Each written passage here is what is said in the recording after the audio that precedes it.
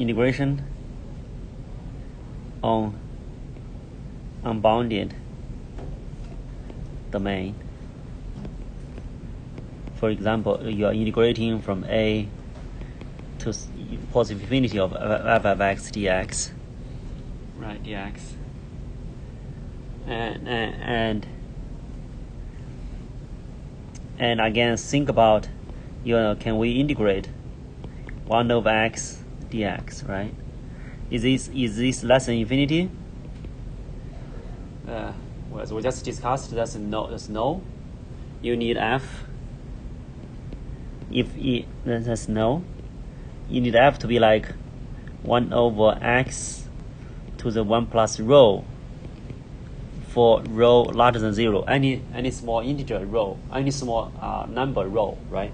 Then the answer is yes. That's integrable, right? Integrable.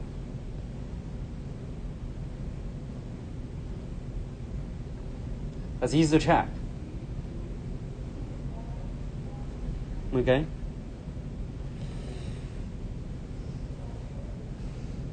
And another related thing, a point is that if I'm adding up 1 over n is from 1 to infinity, right?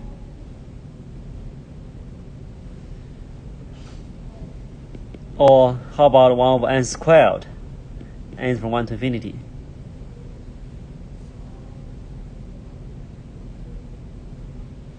That's a sum of an infinite series. Okay, is 1 over n adding up over n, is that finite?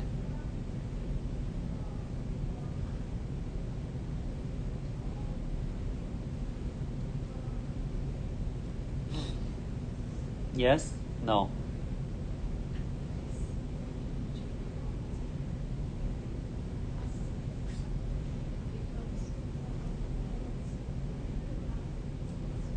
The answer is no. There are many ways to show this. Okay, even though let's say 1 over n, like when n goes to infinity, you're adding like zeros, but that doesn't mean it is finite. All right. So one way to show this is that you look at the curve 1 over x, right? You look at curve 1 over x, and at 1, at 2, and so on and so forth. So at 1, this is the value of function at 1, right? So the blue area is the integral from 1 to infinity of 1 over x, right? The blue area. Right? When integrating, that's the exact meaning of integral.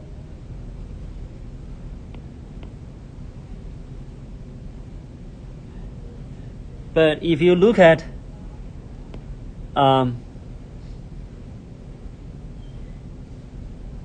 like this,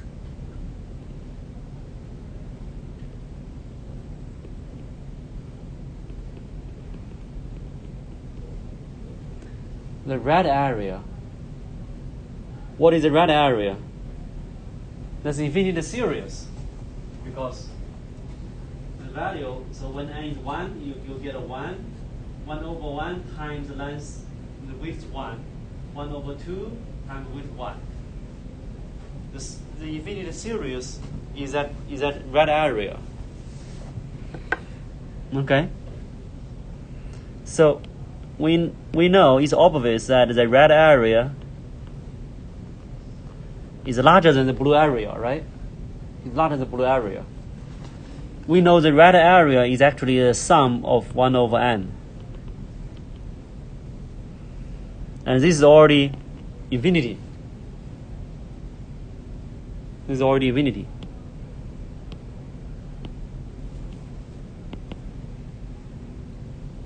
Right?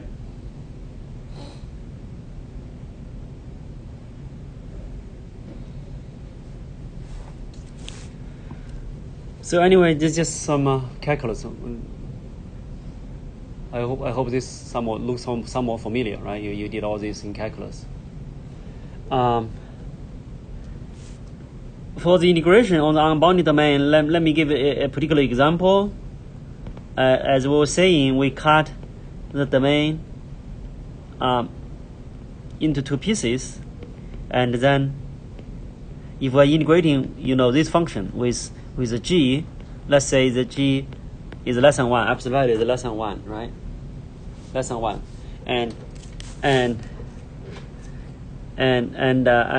again, the strategy is that you turn the integral from a to infinity into an integral from a to c plus an integral from c to infinity, right? From c to infinity for a large c. And then you take this to be 0. You approximate the second part by 0, because the second part you're integrating, like when x goes to infinity, it's getting smaller, smaller, smaller. In the end, the error is negligible. You have to treat that at 0, right? And then, of course, you need to bound the error, as we did for the singular integrand case. There are two sources of error. We just try to control them, right? So here, if for example, we want the accuracy of some number, delta, right? Some small delta. For example, we use 10 to the negative 6 on Tuesday, e.g. maybe delta is 10 to the negative 5 or whatever, right? Again, we split it. We don't have to split half and half. Just maybe here we don't. We say we pick a splitting, maybe 1/3 today, right? 1/3, 2/3, right? So which means we find such a c, large enough such that the integral from c to infinity, right? What we ignored, the part of the domain that we don't consider, because with the current technology, quadrature rules, we cannot go to infinity. There are rules, there are indeed rules that can help us, but that's not included in this class. All right, if this guy, so we want to control, we are using 0 to approximate this guy, right? We claim we don't care about the tail. The long tail is tiny. We don't care about it. But so we use that as 0. The error we're making is this guy, because the error is this minus 0, right? So this is the error. So we want to make sure the error is less than maybe 1/3 of the delta. And then we do the composite Simpson from A to C. That part also has an error, right?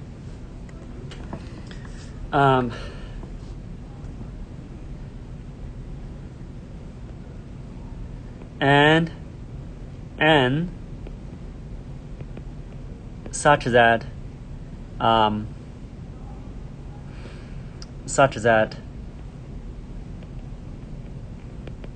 approximating A to C, right, of the gx e to negative x by n intervals and Simpson's rule on each interval, such that this approximation leads to error 2/3 of delta. Again, two sources of error, right? I1, I2. The first one give you two, any splitting. Here we're using 2/3, 1/3. Last day we use 1/2, 1/2. So add up to be the error you want, right? You're using Simpson's rule, then there's error as well. So let's try to figure out the C. Okay.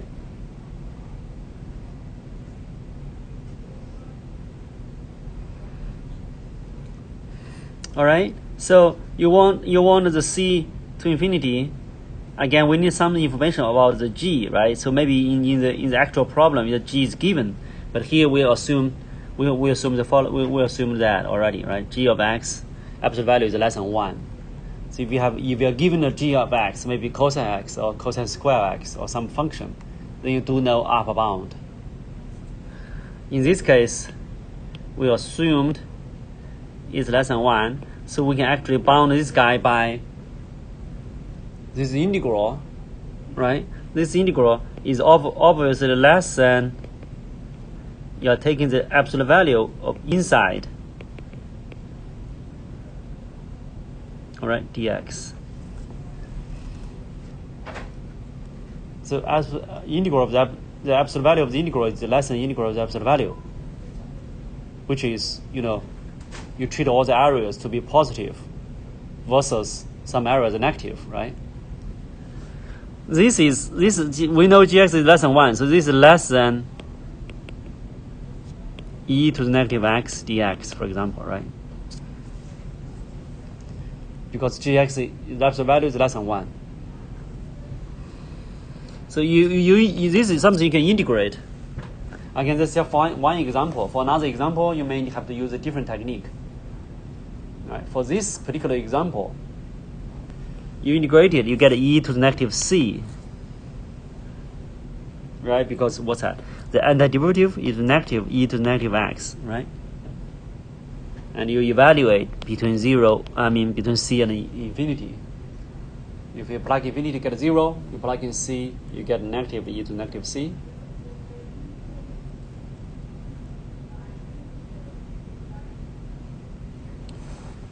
So that means the second part contributes the error at most by e to the negative c.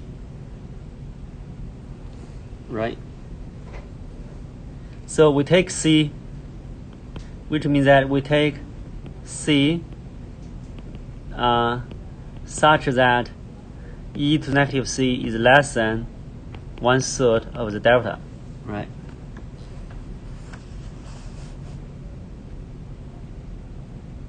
That's the error you're making. That's the upper bound of the error you're making. So if you make the upper bound less than 1/3 of delta, the original error is of course less than 1/3 of delta. So you are successful in controlling your error. Right? The n is the same as we did on Tuesday. So make sure the error from the Simpsons is bounded by 2/3 of the delta, right? So these are the kind of technique when we have a singular integrand or unbounded domain. In particular, for the unbounded domain, we just ignore the tails. Ignore the tail and then make sure that part of the error is controlled. Okay? But the final part of the numerical integration section here is that we're going to talk about the Gaussian quadrature rule.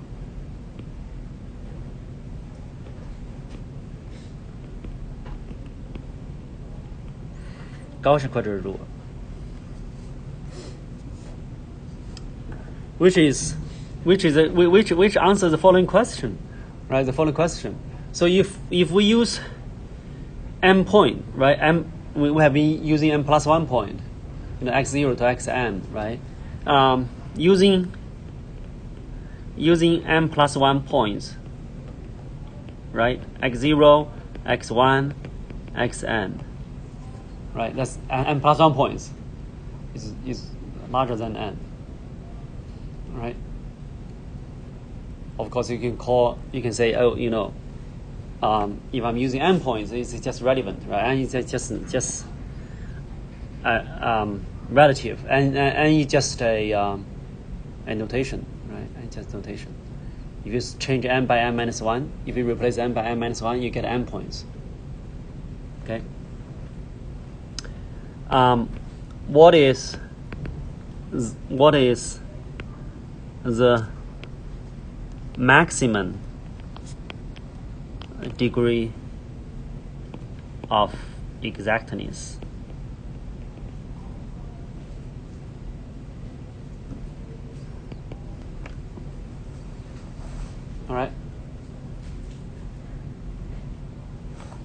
here what I meant is you can change the location, right, by changing the placement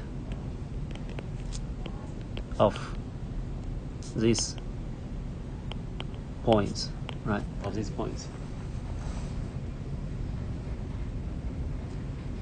Remember, we had, for the midpoint rule, for the trapezoidal rule, and for the Simpson rule, the degree of exactness is 1, 1, and what? 3, right? 1, 3, that's right. So using 1 point, we get 1. Using 2 points, we get 1. Using 3 points, we get 3, right? So at the... And what about n points? Right, what about n points? So the answer here is I'm disclosing the answer and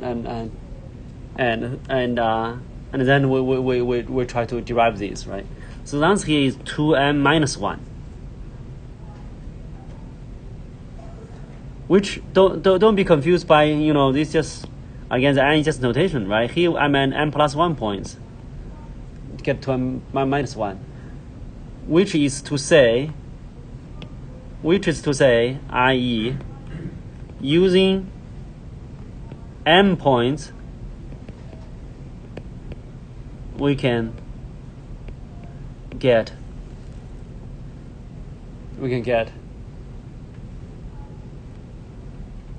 what is it? By changing the notation.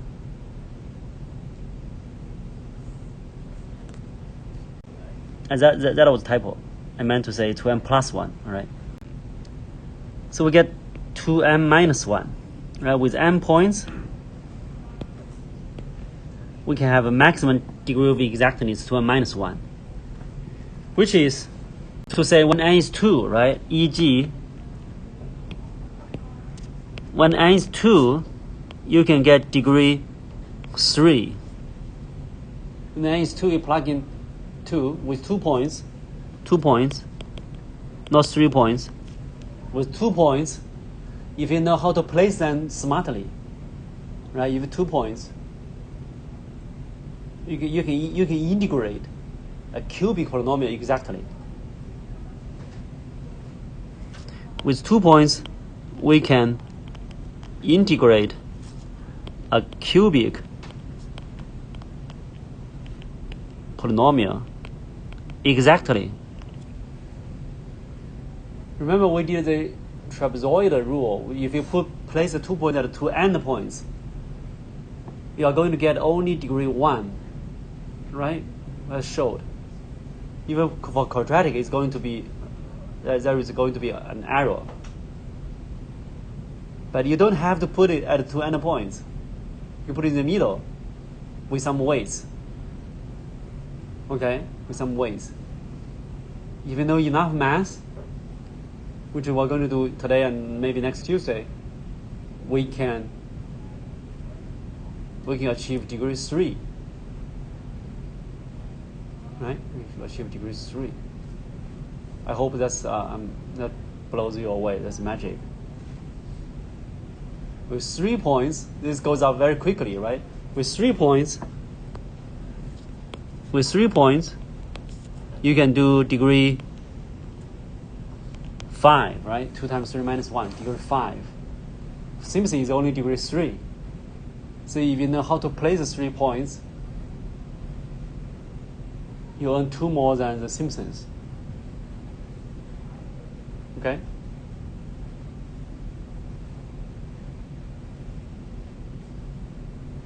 And that's the best you can do. You can never do better than this. So 2 and minus 1, okay?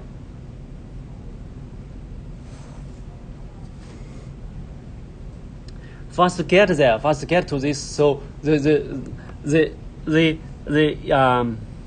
again, we're talking about, you know, on a given interval, right? We need to integrate f of x, and we're going to replace that integration to evaluation alpha I f xi, right? F xi, I is from 1 to n. These n points. m points. Okay, m points. The question is, if we want to get to n minus 1, what should the xi be? What should the alpha I be? Okay, alpha I be. Those are the points and the weights. If magically you know the points and you know the weights, then you're done. Right? That's all you need. That's all you need. This particular quadrature rule is called Gaussian quadrature rule. All right, and in particular, if you know the 2 point, from now on, if you have a cubic polynomial, you need to integrate. You don't need to do the integration. Just evaluate the 2 points, multiply with the weight. You're going to get an exact integral. All right, just sample at 2 points. How cool is that?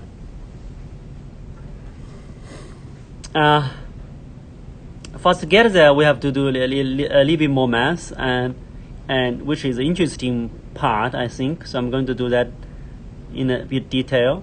The first is a so-called orthogonal polynomial, right? Orthogonal polynomial. Orthogonal polynomial.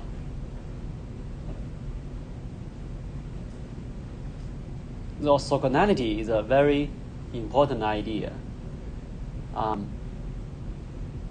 We're talking about vectors. We're living in a three-dimensional world, right? The wall, this wall, is orthogonal to the floor, right? It's perpendicular. So we can understand that. But mathematically, we can talk about those to any function. A function can be orthogonal to another function. These are the basic tools that we have to use to derive such a useful tool. Okay, so that's why we're talking about this.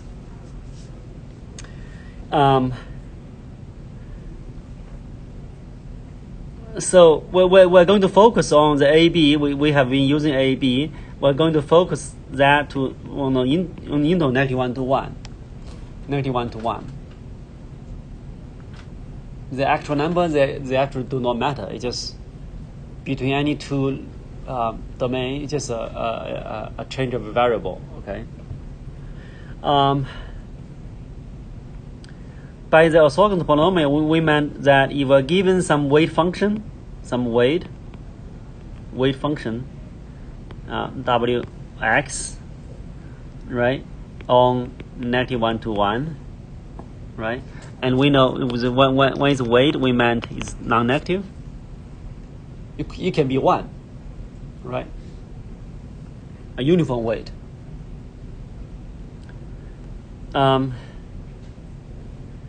Given two functions, right, f of x, g of x, okay.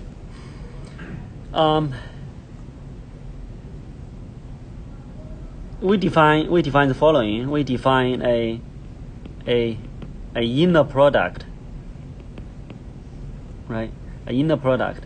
So we put W here, which is the weighted inner product.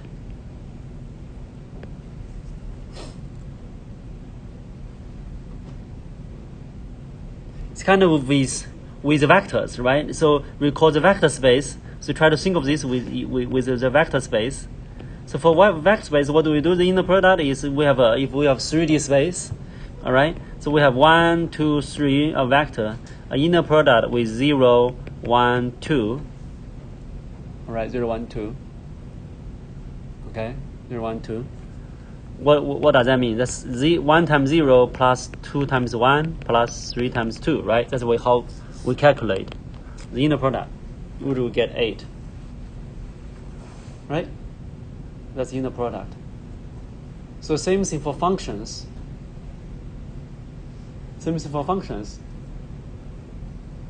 The difference is that for numbers, you do summation, right? You have this is your f, this is your g. Each of the f times each of your g, right? 1 times 0, 2 times 1, 3 times 2. Multiply together, add them up. Over there, you cannot add them up because infinite many x. What do? counterpart for function with summation is what? Integration, exactly. Integration is like summation. So here you add, over there you integrate. That's how you should think of this. Otherwise, it's not easy to understand. If you relate with this, it's so easy to understand. So you integrate over x, right? From -1 to 1. And for each of x, you multiply the two guys together, then you add. You quote, unquote, add, but you actually integrate dx, right? The weight there is just, the weight means that each x give different weight. So f of x dx times wx. You think of w as 1, so then it's a uniform weight. Each of x has in principle, we can talk about weighted inner product for the vectors as well. The 1, 2, 3, they have different weight. Okay.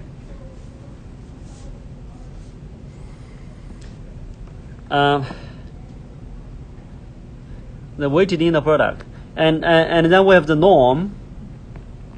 Okay, the norm. The norm is like length.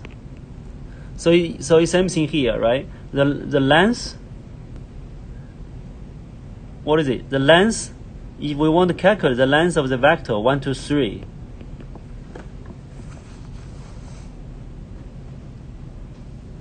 What's the length of this guy? Is square root of 1 plus 4 plus 9, right? So it's 1 times 1 plus 2 times 2 plus 3 times 3, right? Which is square root of 14. So so it's a square root of the inner product of this vector with itself, right? With itself. So same thing here. If you take f, you take the inner product with itself, the weighted guy, and you take the square root. Right? Again, these are identical with the vector space. If you calculate the length of the vector, you do the same thing. You take the inner product of this vector with itself, they take square root. Okay. This guy, what is this guy? This is equal to 1, 2, 3 dot 1, 2, 3. Right? Same thing. Same thing. You see that? Maybe for now we remove. You can think of the omega.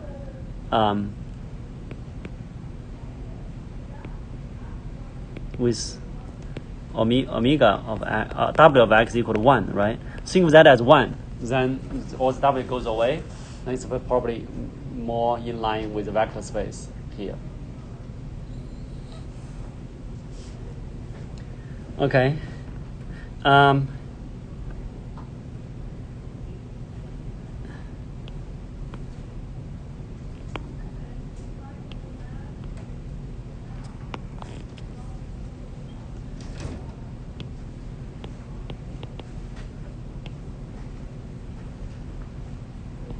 One choice is this, right? One choice is w of x is 1.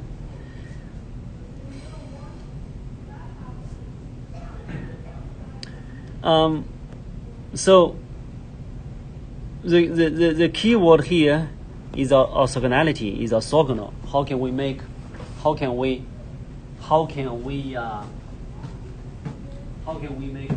orthogonal to each other, right? So what do we mean by orthogonality? In the vector space,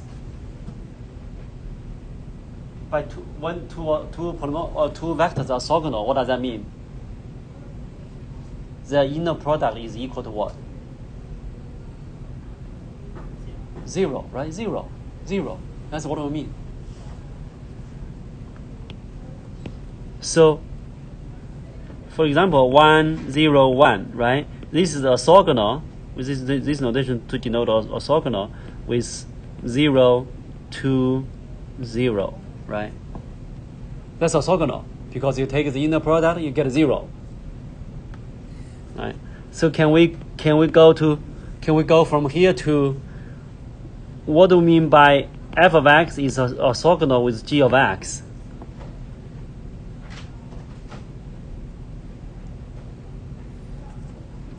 Again, we just translate the corresponding language from vector. So what do we mean by that? What we mean is that we want the integral f of x, g of x, dx is 0. All right? If the integral is 0, the integral of the product is 0, then we say the two functions are orthogonal. Right? And orthogonal with weight w, then it is, so it's orthogonal with weight function w, then that means we want the integral of f of x, g of x times zw of x dx is equal to 0. Above the weight is 1. Multiply with 1 is like not doing anything, right? So same thing. So you want the inner product to be 0.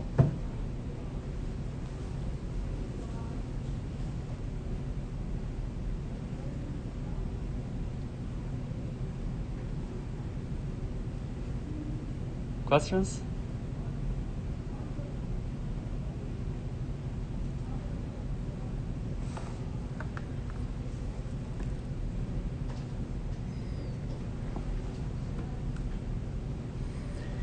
So I'm reviewing some simple linear algebra concept, right? Vector space concept.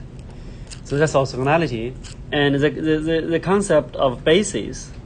So again, with the same vector 1, 2, 3, right? This can be written as 1 times 1, 0, 0, plus 2 times 0, 1, 0, plus 3 times 0, 0, 1, right? 0, 0, 1, and these guys are E1, E1, E2, E3, the canonical basis. EI is the basis. And then 1, 2, 3 are the coefficients. Right, coefficients. 1, 2, 3 are coefficients. In this case, the E1, E2, E3, these are also normal bases. Also normal.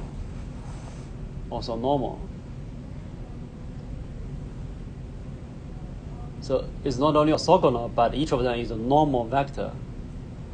Normal means they have unit length. Okay. So this means that the EI dot EJ, this is equal to delta IJ. Delta IJ is something like it's 1 when I is equal to J, is 0 when I is not equal to J. Right, when I is not equal to J, then the inner product is 0, means they are orthogonal. When I is equal to J, the inner product of ER with itself is a length, so it means the length is 1. So orthonormal means orthogonal and unit length. Okay, unit length. All right, unit length.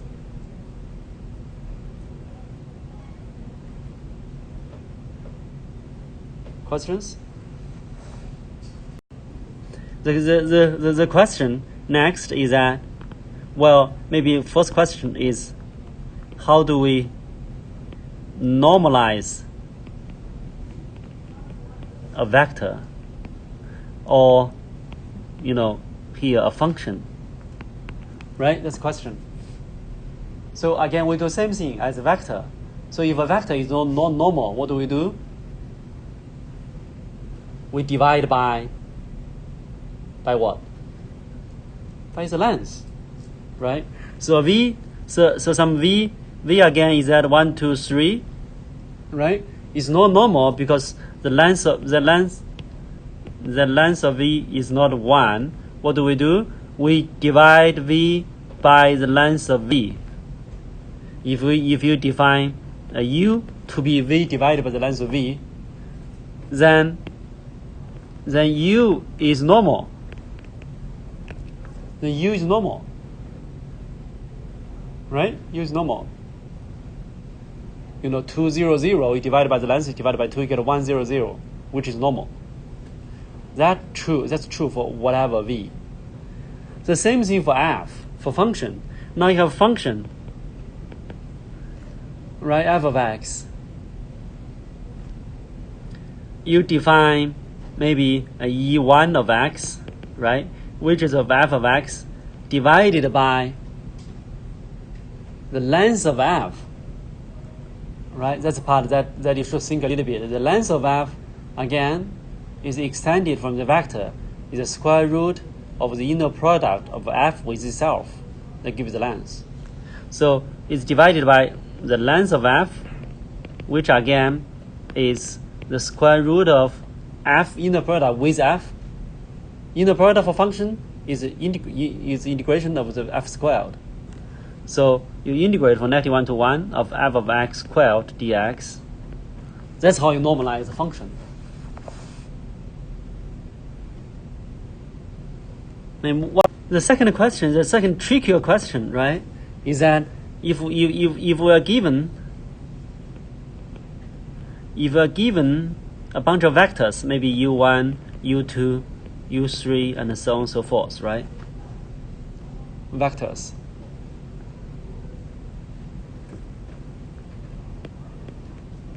How do we orthogonalize them?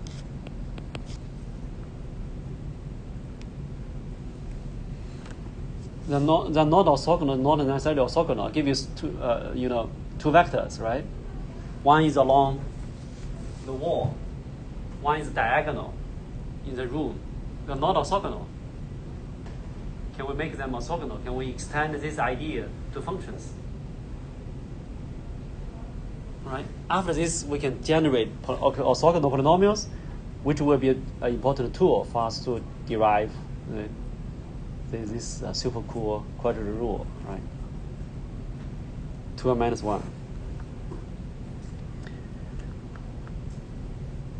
So what I mean here is that you have you want to your uij, right? Your ui, the inner product of ui uj, right? This is not 0 when I is not equal to j, right? But the question is, can we generate? Can we go from the ui to the vi's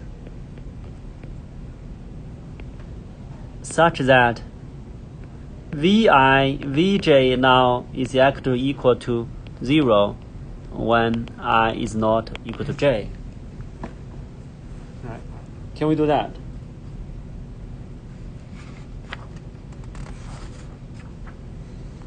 Okay.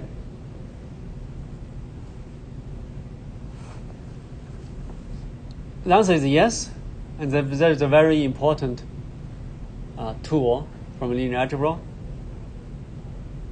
Does anybody know that? Yes. The Gram-Schmidt, exactly.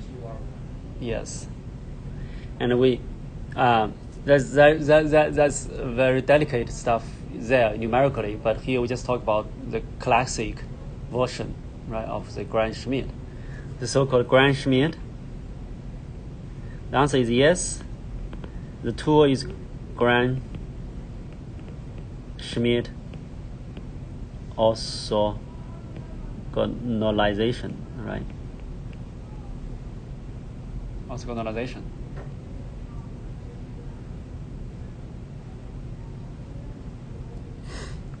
Okay. So the idea is that, let's say we're given 1, 2, 3, and then we're given 1, 0, 2, right? Maybe Okay, so that's our u1, u2, right? u1, u2, u1, u2. So if you only have one vector, we cannot do too much, right? You just keep that vector. So because the one vector, you cannot talk about orthogonality. So v1, we just let that equal to u1. Or sometimes it's useful to have a normal vector. So it's also normal basis. Then you divide by the length of u1, right? Which will give us 1 over square root of 14, 2 over square root of 14, 3 over square root of 14, right?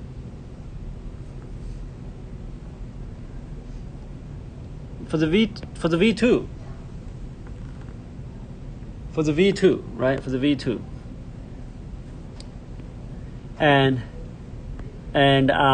I want you to think about this picture, right? Maybe we can finish this.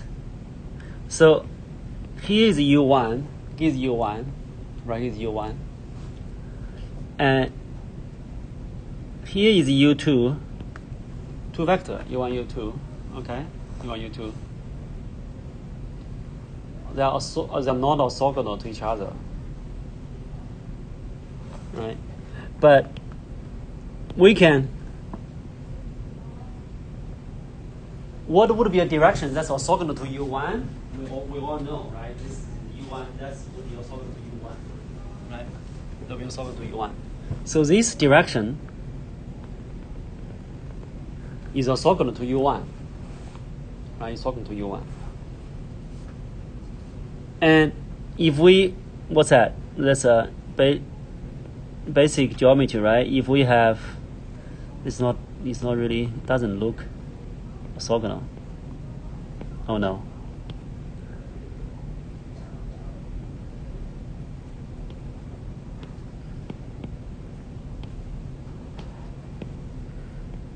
So u1, u2,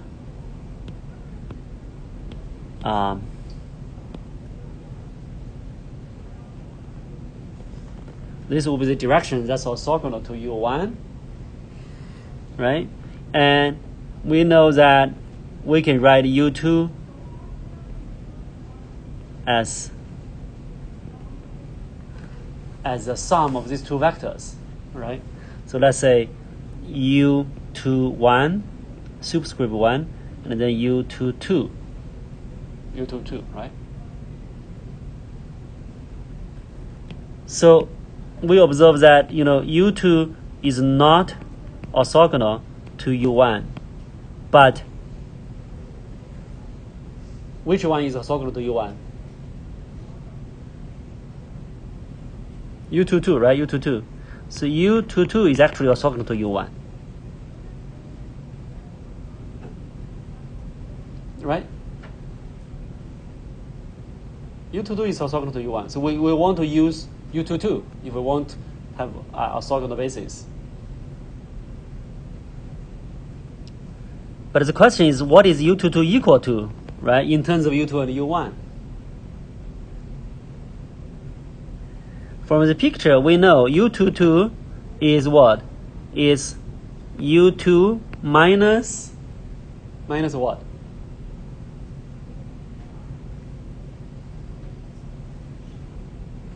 Minus u21, right? Minus u21.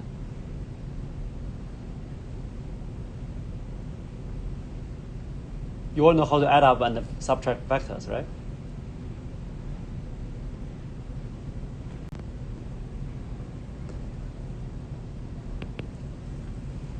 The slightly trickier part is that what is u21, right? So this is u2. u2 is given. We're given u1, u2. We're not given u21. So we need to calculate u22, find out what u22 is, because we want the guy that's orthogonal to u1. So u2 is fine, but u21 is not. u21 is not given. So we need to calculate u21. Right? What is this guy? u21 is equal to what, right? u21 the first observation is that U21 is along the same direction as U1, which means it's U1 times some number. all right, times some number, times any scalar.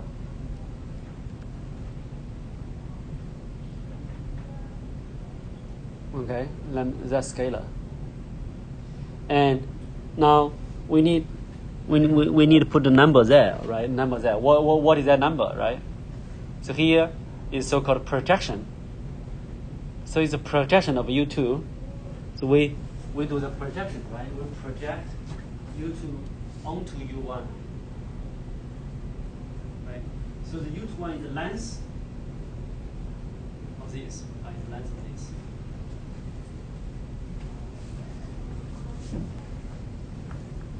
So the U21 is the projection of U2 onto the direction U1. On this direction of U1. Right? That's the direction U1. Okay. How do we calculate the projection? Projection is the inner product. So you take the inner product of your vector with the unit vector along that direction. So in the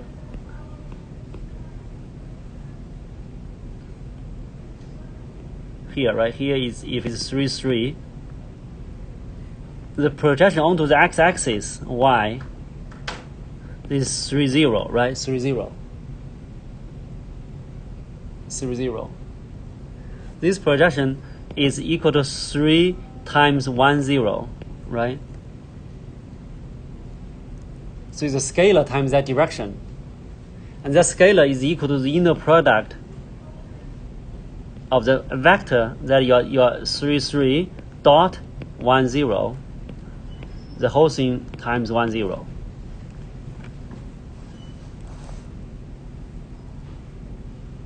That's how you get its coefficient.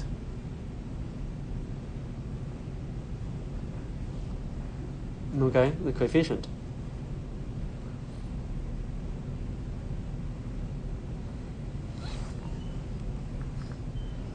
So this U21 then is equal to the projection of U2 onto the direction of U1. So it's U2 dot the unit vector along U1, which we just talked about from the first question, is U1 divided by the length of U1. That gives you a scalar. And this multiplied by the vector, right, along that vector. This only give you a scalar, the length. That's the length of that projection. And you need to multiply by that direction. That direction is along U1, so it's U1 divided by the length of U1. You want a unit vector along that direction.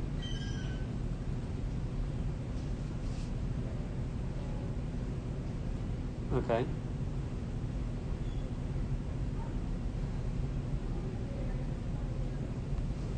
We call that a V already above.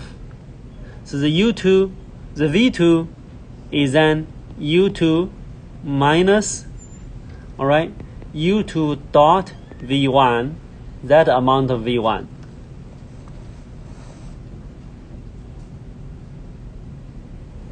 That's what we're doing.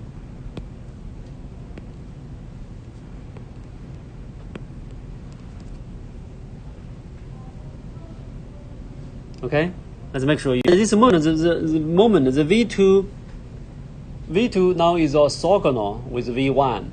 V1 is normal, V2 is not, right? So we need to normalize it. And V2 is V2 divided by the length of V2. Now it's normalized, right?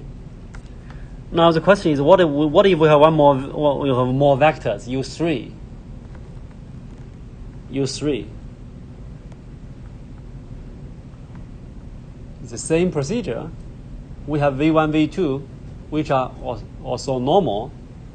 not only orthogonal, but they are normal. So U3 is that if you start with the V3, you have U3, you want to calculate the V3, right? You start with U3, you subtract the projection of U3 onto V1, you subtract projection of U3 onto V2. That's it. So it's U3 dot V1, subtract U3 dot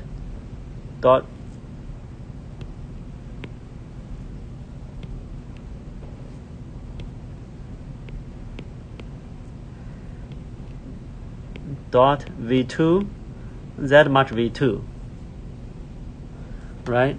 And then, of course, your V3 is equal to V3 divided by the length of V3.